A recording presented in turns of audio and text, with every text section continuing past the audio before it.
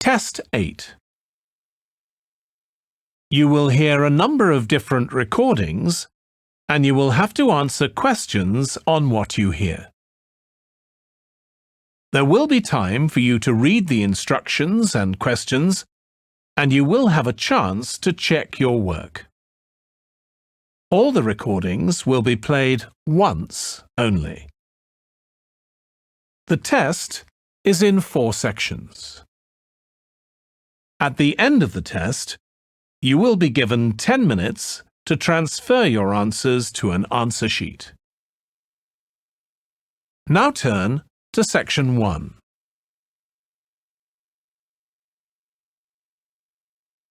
Section 1. You will hear a telephone conversation between a woman who is looking for a job and a man from a company that organizes cycling holidays. First, you have some time to look at questions 1 to 6.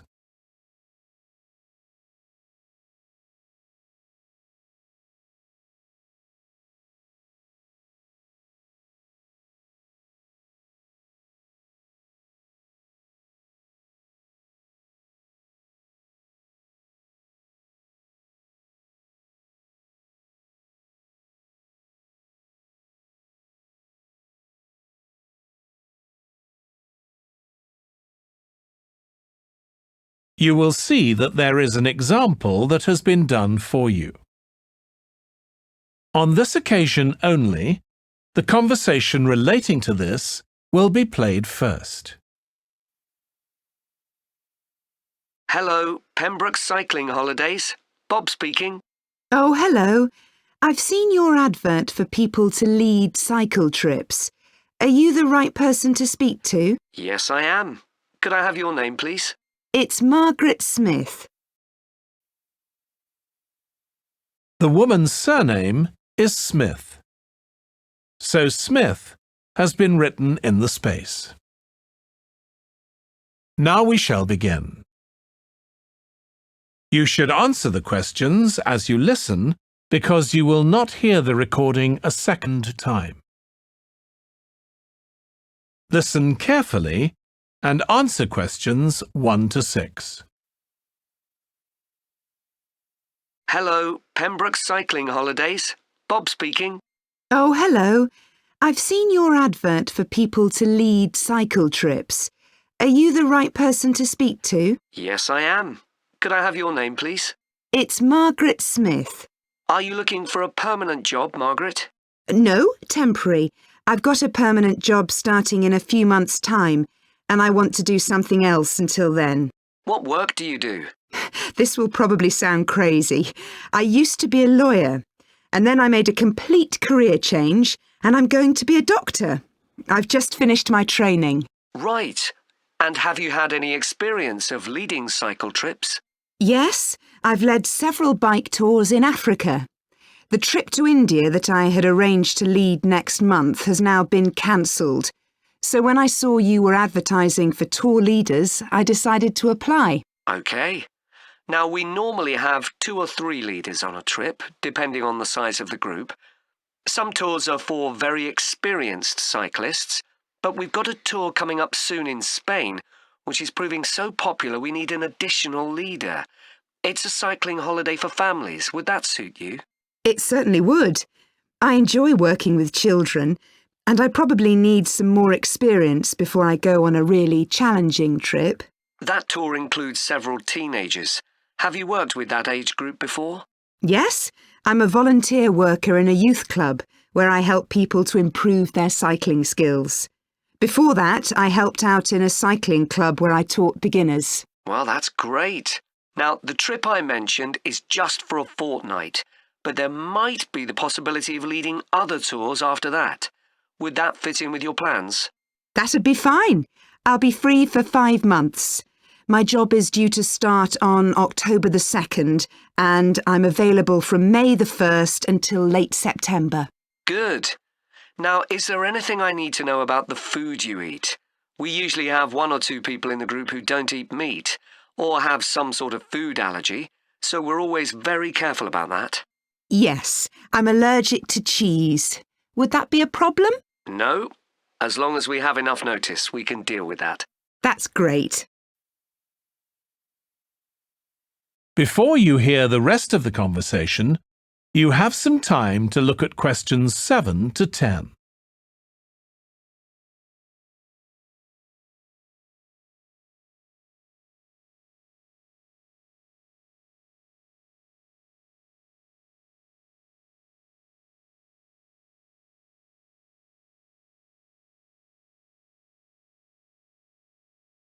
Now listen and answer questions 7 to 10. It sounds really interesting. Would you like me to fill in an application form? Yes, please. Where should I post it to? Could you send it to 27 Arbuthnot Place, Arbuthnot Place, Dumfries, And what's the postcode, please? DG7 4PH. Was that P Papa or B Bravo? P Papa. Got that.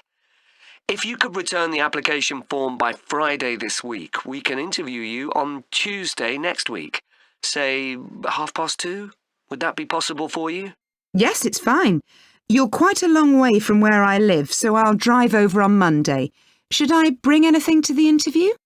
We'll have your application form, of course, but we'll need to see any certificates you've got that are relevant in cycling, first aid, or whatever. OK. And at the interview, we'd like to find out about your experience of being a tour guide. So, could you prepare a 10-minute talk about that, please? You don't need slides or any complicated equipment, just some notes. Right. I'll start thinking about that straight away. Good. Well, we'll look forward to receiving your application form and we'll contact you to confirm the interview. Thanks very much. Thank you, Margaret. Goodbye. Bye. That is the end of section 1. You now have half a minute to check your answers.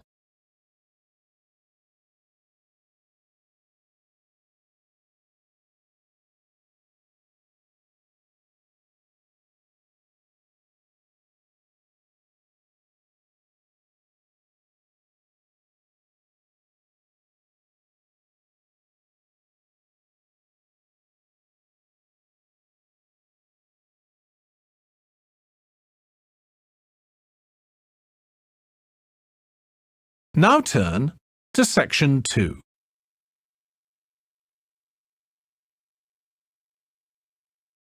Section 2.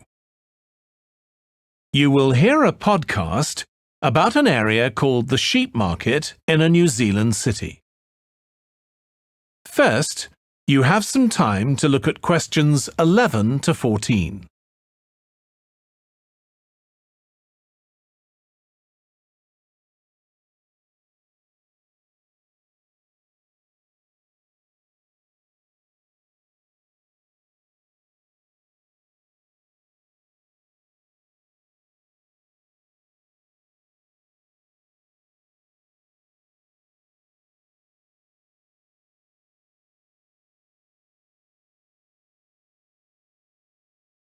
Now listen carefully and answer questions 11 to 14. Welcome to this podcast about the sheep market, which is one of the oldest parts of the city. As its name suggests, there was originally a market here where farmers brought their sheep, but now it's been redeveloped into a buzzing, vibrant area of the city, which is also home to one of the city's fastest growing communities. The nearby university has always meant the area's popular with students who come in to enjoy the lively nightlife, but now graduates embarking on careers in the worlds of fashion and design are buying up the new apartments recently built here to replace the small houses where the market workers used to live.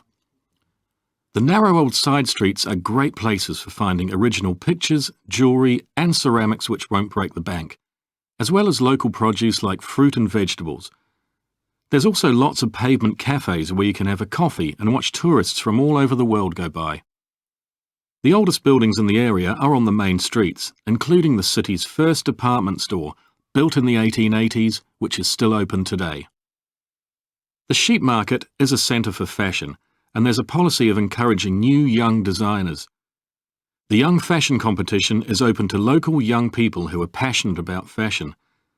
This year, they've been asked to design an outfit based on ideas from the music and technology that's part of their everyday life, using both natural and man-made fibres. The garments will be judged by a panel of experts and fashion designers, and the winning entries will be modelled at a special gala evening. Parking at the sheep market is easy. There are plenty of pay and display car parking spaces on the roadsides, which are fine if you just want to stay for an hour or two.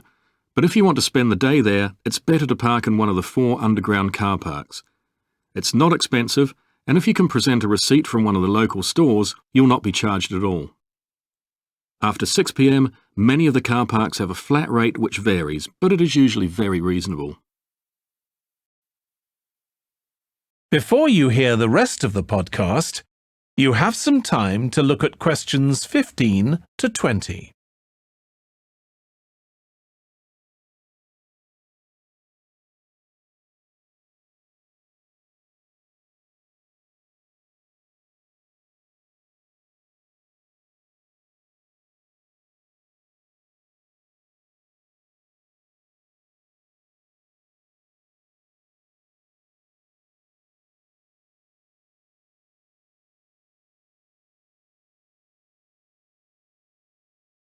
Now listen and answer questions 15 to 20.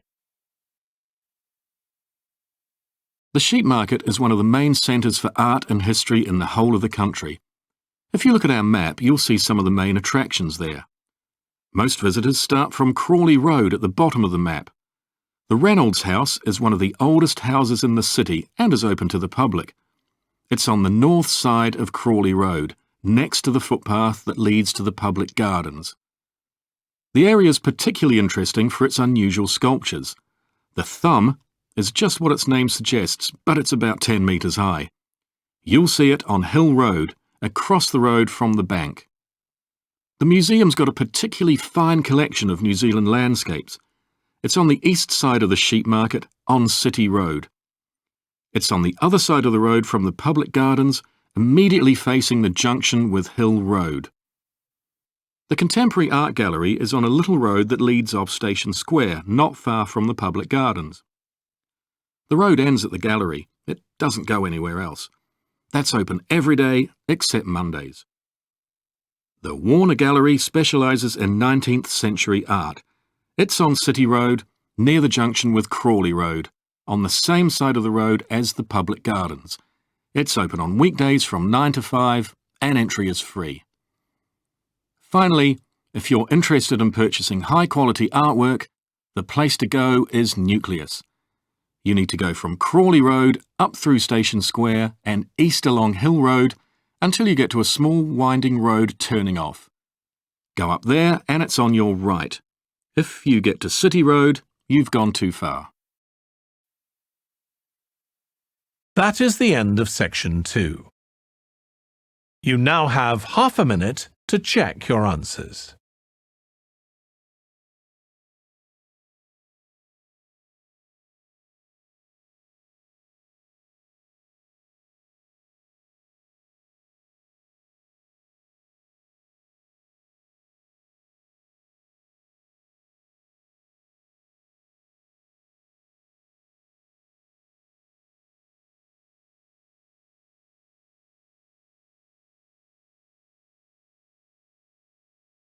Now turn to section 3.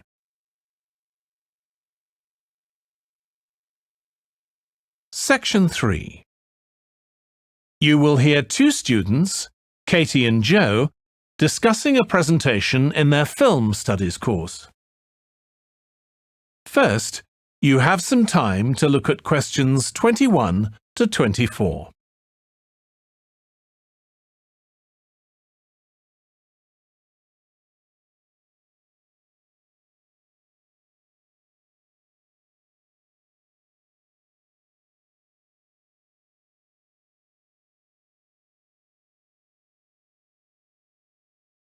Now listen carefully and answer questions 21 to 24. Joe, You know I'm giving a presentation in our film studies class next week? Yes. Well, could we discuss it? I could do with getting someone else's opinion. Of course, Katie. What are you going to talk about? It's about film adaptations of Shakespeare's plays. I've got very interested in all the different approaches that film directors take. Uh-huh. So I thought I'd start with Giannetti, who's a professor of film and literature, and in one of his books he came up with a straightforward classification of film adaptations based on how faithful they are to the original plays and novels. Right. I've already made some notes on that, so I just need to sort those out before the presentation. I thought that next I'd ask the class to come up with the worst examples of Shakespeare adaptations that they've seen, and to say why. That should be more fun than having their favourite versions. Yes, I can certainly think of a couple. Right. Next, I want to talk about Rachel Malco. I came across something on the internet about her work on film adaptations, and I was thinking of showing some film clips to illustrate her ideas. Will you have enough time, though, both to prepare and during the presentation? After all, I doubt if you'll be able to find all the clips you want. Perhaps you're right. OK, well, I'd better do some slides instead, saying how various films relate to what she says. That should encourage discussion. Next, I want to say something about how plays may be chosen for adaptation because they're concerned with issues of the time when the film is made. You mean things like patriotism or the role of government? Exactly. It's quite tricky, but I've got a few ideas I'd like to discuss. Before you hear the rest of the discussion, you have some time to look at questions 25 to 30.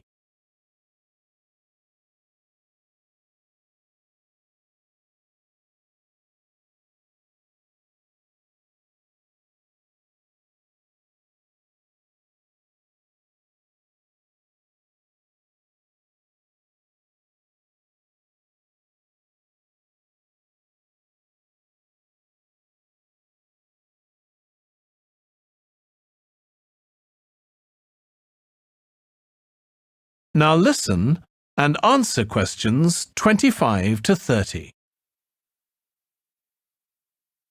And finally, I want to talk about a few adaptations that I think illustrate a range of approaches and make some comments on them. Do you know the Japanese film Ran? I haven't seen it. It was based on Shakespeare's King Lear, wasn't it? That's right. It was a very loose adaptation, using the same situation and story, but moving it to 16th century Japan instead of 16th century Britain. So, for example, the king's daughters become sons, because in Japanese culture at that time, women couldn't succeed to the throne. OK. I hope you're going to talk about the 1993 film of Much Ado About Nothing. I think that's one of the best Shakespeare films. It really brings the play to life, doesn't it? Yes, I agree. And I think filming it in Italy, where the play is set, makes you see what life was like at the time of the play. Absolutely. Right. What's next? Next, I thought Romeo and Juliet, the 1996 film, which moves the action into the present day. Yes, it worked really well, I thought, changing the two feuding families in the original to two competing business empires, even though they're speaking in the English of the original play. You'd expect it would sound really bizarre, but I found I soon got used to it. Me too. Then I thought I'd include a real Hollywood film, one that's intended to appeal to a mass commercial audience. There must be quite a number of those. Yes, but I've picked the 1996 film of Hamlet. It included every line of the text, but it's more like a typical action hero movie. There are loads of special effects, but no unifying interpretation of the play. All show and no substance. Exactly. Then there's Prospero's books, based on The Tempest. That was really innovative from a stylistic point of view. Didn't it include dance and singing and animation as well as live actors? Yes, it did. I also want to mention Looking for Richard. Did you ever see it? No, but I've read about it. It was a blend of a documentary with a few scenes from Richard III, wasn't it? That's right. It's more a way of looking into how people nowadays connect with the playwright. The play is really just the starting point. And that'll be where I finish. Well, it sounds as though it'll be very interesting.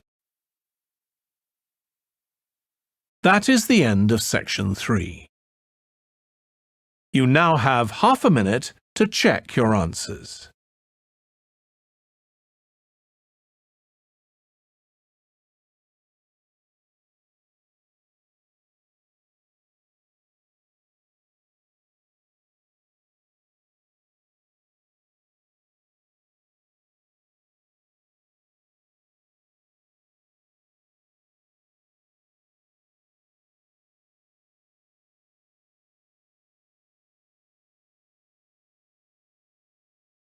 Now turn to section 4.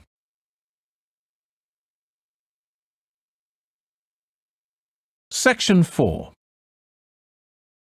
You will hear part of a lecture about noise in cities. First, you have some time to look at questions 31 to 40.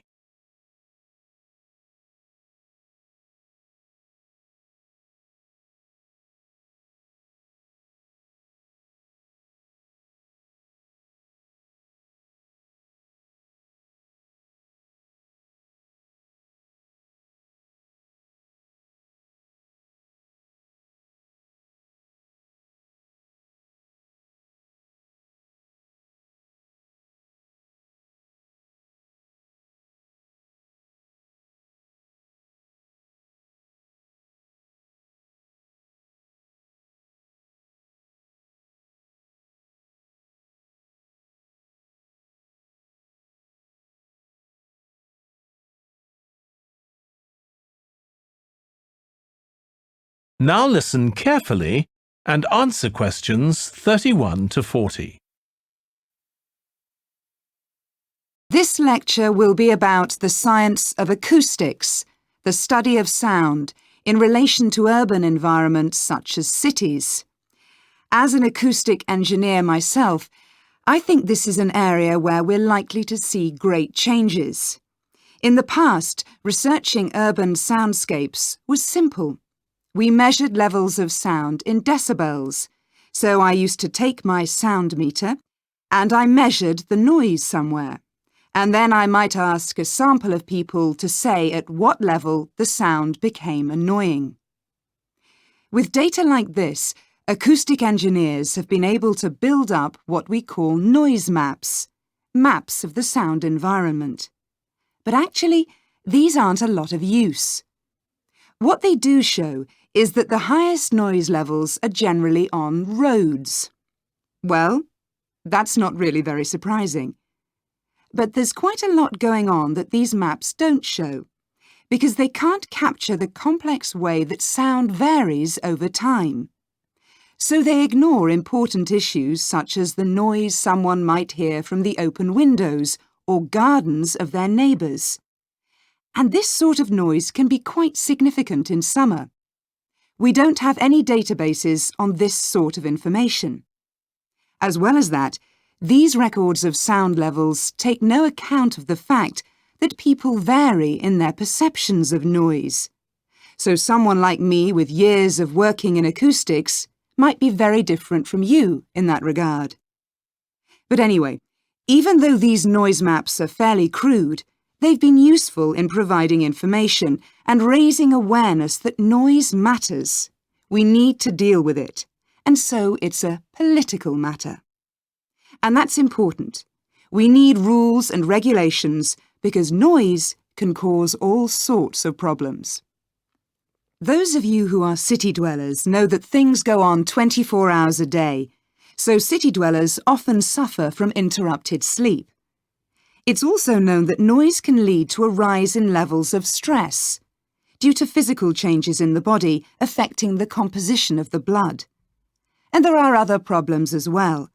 For instance, if school children don't have a quiet place to study, their work will suffer.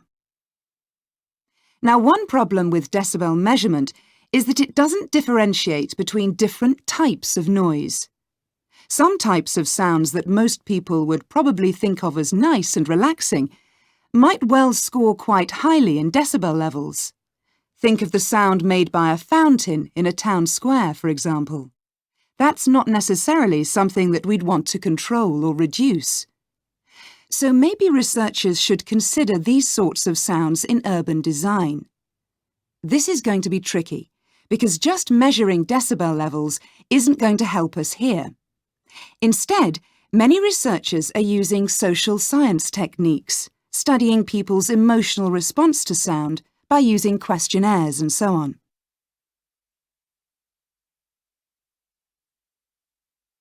So what exactly do people want to hear in an urban environment? Some recent interdisciplinary research has come out with results that at first sight seem contradictory. A city needs to have a sense of activity, so it needs to be lively, with sounds like the clack of high heels on a pavement or the hiss of a coffee machine.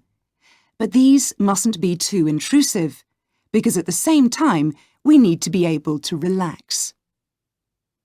One of the major problems in achieving this will be getting architects and town planners to use the research. Apart from studying the basics of acoustics, these people receive very little training in this area.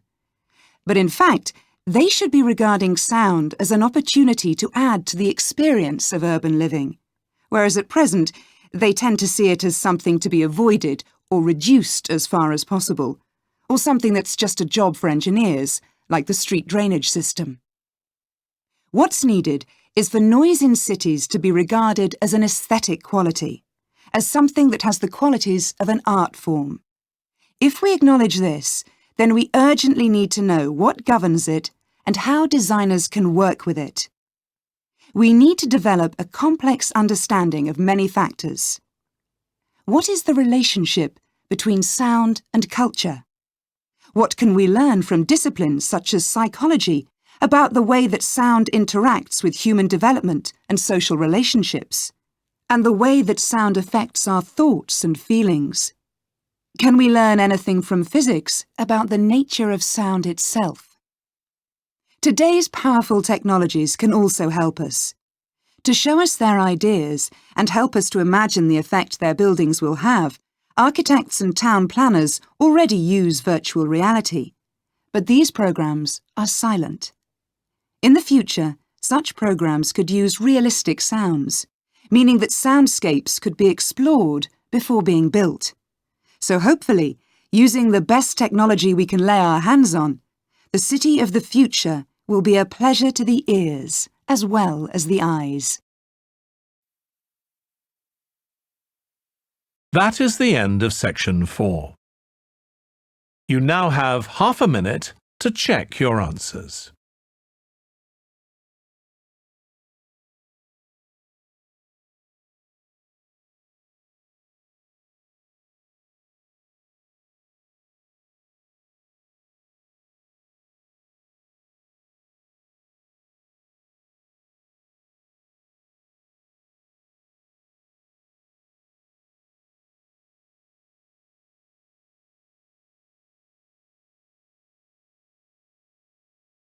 That is the end of the listening test.